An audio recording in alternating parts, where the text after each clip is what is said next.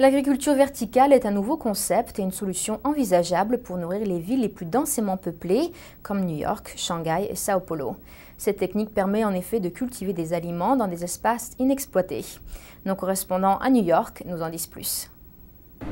L'agriculture verticale présente un fort potentiel pour satisfaire la demande croissante de nourriture et d'eau potable des villes émergentes dans le monde entier. Le docteur Dickson Despommiers, professeur à l'Université Columbia, surnommé le père de l'agriculture verticale, a enseigné l'écologie médicinale. En 1999, son enseignement a donné naissance au concept de l'agriculture verticale.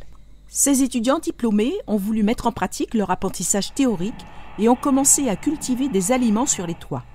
L'agriculture sur toit utilise les toitures de la ville pour y cultiver des plantes alimentaires à petite échelle. Apparemment, c'était une bonne idée à l'époque. Mais à vrai dire, il n'y avait pas suffisamment de toits pour produire assez de nourriture et faire la différence. Même à New York City. Alors, pourquoi ne pas prendre l'idée de l'agriculture sur toit et l'orienter sur un bâtiment? L'agriculture sur toit ne peut nourrir que 2% des habitants d'une région comme Manhattan, alors que l'agriculture verticale peut produire de la nourriture à une échelle beaucoup plus grande. Toute la structure verticale d'un bâtiment peut être utilisée pour produire des cultures alimentaires. Selon Despommiers, près de 50% de la population mondiale vivra dans les villes et ses banlieues d'ici 2050.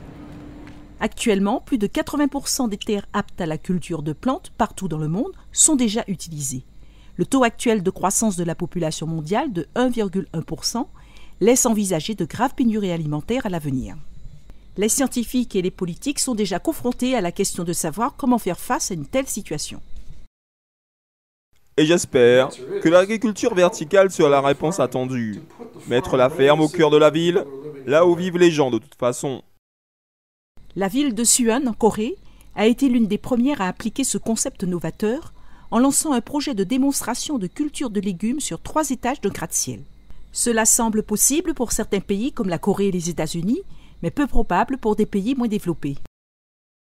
Les pays pauvres ne peuvent pas se permettre de développer un tel programme à partir de rien. Cela va probablement être géré au départ par les pays riches. Tout le monde souhaite mettre ce procédé en pratique. Nous trouverons certainement un moyen de le fournir à tout le monde.